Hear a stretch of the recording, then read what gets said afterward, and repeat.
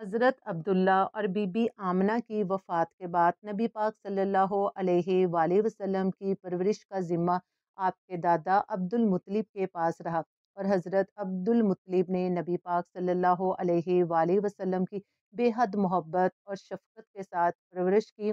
عبد المطلب جب تک زندہ رہے انہوں نے نبی پاک صلی اللہ علیہ وآلہ وسلم کو ایک لمحے اور ایک دن کے لیے بھی اپنے سے جدا نہ کیا، مگر آخر کار عبد المطلب کی زندگی میں بھی وہ دن آ ہی گیا جو اس دنیا میں ہر شخص کو اس چیز کا مزہ چکھنا پڑتا ہے، یعنی کہ موت کا وقت۔ تاریخ کی کتابوں کے مطابق حضرت عبد المطلب کی عمر 95 برس ہوگی، ان کی آنکھیں جواب دے گی اور وہ بے حد کمزور اور بوڑھے ہو کر چارپائی کے ساتھ لگ گئے، مگر اس حالت میں بھی حضرت عبد المطلب کو سب سے زیادہ فکر اپنے پیارے پوتے محمد صلی اللہ علیہ وآلہ وسلم کی رہی کہ میرے بعد اس کا خیال کون رکھے گا۔ اگرچہ حضرت عبد المطلب کے اور بھی بیٹے تھے، مگر وہ اپنے تمام بیٹوں کے مزاج سے اچھی طرح واقف تھے۔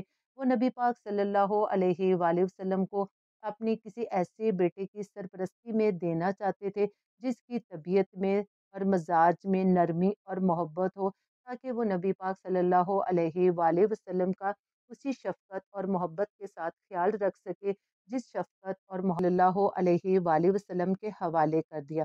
اب آپ کے چچا ابو طالب نبی پاک کے نگران ہوئے، انہیں بھی آپ سے بے تحاشا محبت ہوگی۔ ان کے بھائی عباس اور زبیر بھی آپ کا بہت خیال رکھتے تھے، مگر پھر آپ کے چچا زبیر بھی انتقال کر گئے تو اب آپ کی مکمل طور پر نگرانی آپ کے چچا ابو طالب ہی کرتے رہے۔ انہیں بھی نبی پاک صلی اللہ علیہ وآلہ وسلم سے بے حد محبت تھی، مگر جب انہوں نے حضور پاک کی برکات دیکھی، معجزے دیکھے، تو ان کی محبت میں اور بھی اضافہ ہو گیا۔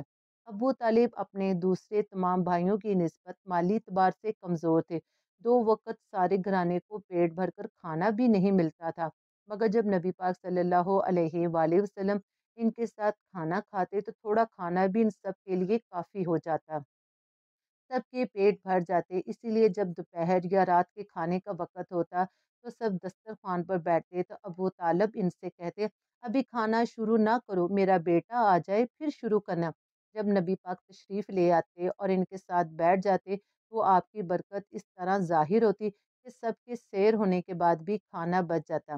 اگر دودھ ہوتا تو سب سے پہلے نبی پاک صلی اللہ علیہ وآلہ وسلم کو پینے کے لیے دیا جاتا کہ ابو طالب کے بیٹے پیتے، یہاں تک کہ ایک ہی پیالے سے سب کے سب دودھ پی لیتے اور خوب سیر ہو جاتے اور دودھ پھر بھی بچ جاتا۔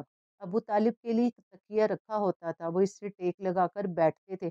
رسول پاک صلی اللہ علیہ وآلہ وسلم جب تشریف لاتے تو آ کر سیدھے اس تکیے کے ساتھ بیٹھ جاتے۔ یہ دیکھ کر ابو طالب کہتے، میرے بیٹے کو اپنے بلند مرتبے کا احساس ہے۔ ایک بار مکہ میں قحط پڑ گیا، بارش بالکل نہ ہوئی، لوگ ایک دوسرے سے کہتے تھے لات اور عزا سے بارش کی دعا کرو، کچھ کہتے تھے تیسرے بڑے بت منات پر بھروسہ کرو۔ اسی دوران ایک بوڑھے نے کہا، تم حق اور سچائی سے بھاگ رہے ہو، تم میں ابراہیم اور اسماعیل علیہ السلام کی نشانی موجود ہے، تم اسے چھوڑ کر غلط راستے پر کیوں جا رہے ہو؟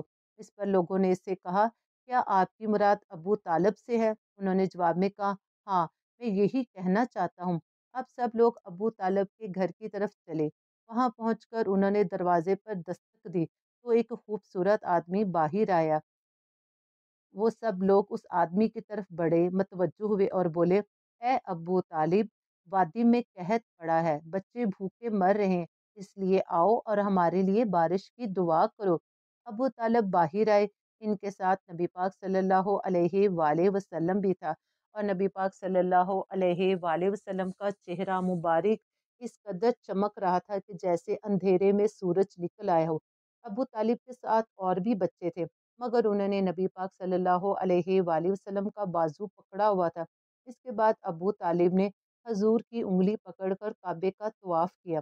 یہ طواف کر رہے تھے اور دوسرے لوگ آسمان کی طرف نظریں اٹھا اٹھا کر دیکھ رہے تھے جہاں بادل کا ایک ٹکڑا بھی نہیں تھا، لیکن پھر اچانک ہر طرف سے بادل گھر گھر کر آنے لگے اور اس قدر زوردار بارش ہوئی کہ شہر اور جنگل سیراب ہو گئے۔ ابو طالب ایک دفعہ نبی پاک صلی اللہ علیہ وآلہ وسلم کو ذی الحجاز کے میلے میں لے گئے۔ یہ جگہ عرفات سے تقریباً 8 کلومیٹر دور تھی۔ ان کے ساتھ رسول اللہ صلی اللہ علیہ وآلہ وسلم بھی تھے۔ ایسے میں ابو طالب کو پیاس محسوس ہوئی۔ انہوں نے آپ سے کہا، بھتیجے مجھے پیاس لگی ہے۔ یہ بات انہوں نے اس لیے نہیں کہی تھی کہ حضور کے پاس پانی تھا، بلکہ اپنی بے چینی ظاہر کرنے کے لیے کہی تھی۔ چچا کی بات سن کر نبی پاک فوراً سواری سے اتر آئے اور بولے، چچا جان آپ کو پیاس لگی ہے؟ انہوں نے کہا، ہاں بھتیجے پیاس لگی ہے۔ یہ سنتے ہی میرے پیارے آقا صلی اللہ علیہ وآلہ وسلم نے ایک پتھر پر اپنا پاؤں مارا۔ جو ہی آپ نے پتھر پر پاؤں مارا، اس کے نیچے سے صاف اور عمدہ پانی پھوٹ نکلا۔ انہوں نے ایسا پانی پہلے کبھی نہیں پیا تھا۔ خوب سیر ہو کر پیا۔ پھر انہوں نے پوچھا، بھتیجے کیا آپ سیر ہو چکے؟ نبی پاک صلی اللہ علیہ وآلہ وسلم نے فرمایا، ہاں۔ پھر آپ نے اسی جگہ اپنی ایڑی پھر ماری اور وہ جگہ دوبارہ ایسی خشک ہوگی کہ جیسے یہاں سے کبھی پانی کا چشمہ پھوٹا بھی نہیں تھا۔ نبی پاک صلی اللہ علیہ وآلہ وسلم چند سال اپنے دوسرے چچا زبیر بن عبد المطلب کے ساتھ بھی رہے۔ اس زمانے میں ایک مرتبہ نبی پاک صلی اللہ علیہ وآلہ وسلم اپنے چچا زبیر کے ساتھ ایک قافلے میں یمن بھی تشریف لے گئے۔ راستے میں ایک وادی سے گزر ہوا۔ اس وادی میں ایک سرکش اونٹ رہتا تھا، گزرنے والوں کا راستہ روک لیتا تھا، مگر جو ہی اس نے نبی پاک صلی اللہ علیہ وآلہ وسلم کو دیکھا تو فوراً بیٹھ گیا اور زمین سے اپنی چھاتی رگڑنے لگا۔ آپ صلی اللہ علیہ وآلہ وسلم اپنے اونٹ سے اتر کر اس پر سوار ہو گئے۔ اب وہ اونٹ آپ کو لے کر چلا اور وادی کے پار تک لے گیا۔ اس کے بعد آپ نے اس اونٹ کو چھوڑ دیا۔ یہ قافلہ جب سفر سے واپسی پر مکہ کی طرف آ رہا تھا تو ان کا گزر ایک ایسی وادی سے ہوا جو طوفانی پانی سے بھری ہوئی تھی، پانی موجیں مار رہا تھا۔ یہ دیکھ کر نبی پاک صلی اللہ علیہ وآلہ وسلم نے قافلے والوں سے فرمایا، میرے پیچھے پیچھے چلے آؤ۔ پھر آپ اطمینان سے وادی میں داخل ہو گئے۔ باقی لوگ بھی آپ کے پیچھے تھے۔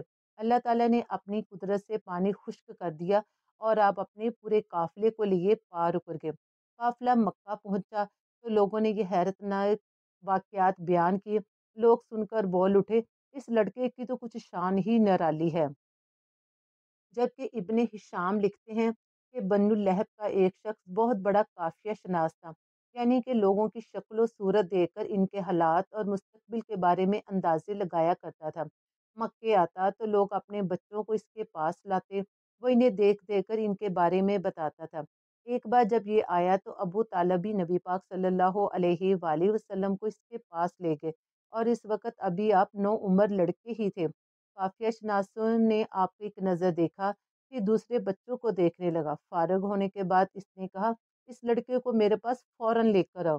ابو طالب نے یہ بات محسوس کر لی تھی کہ قافیہ شناس نے ان کے بھتیجے کو عجیب نظروں سے دیکھا ہے، لہٰذا وہ آپ کو لے کر وہاں سے نکل آئے۔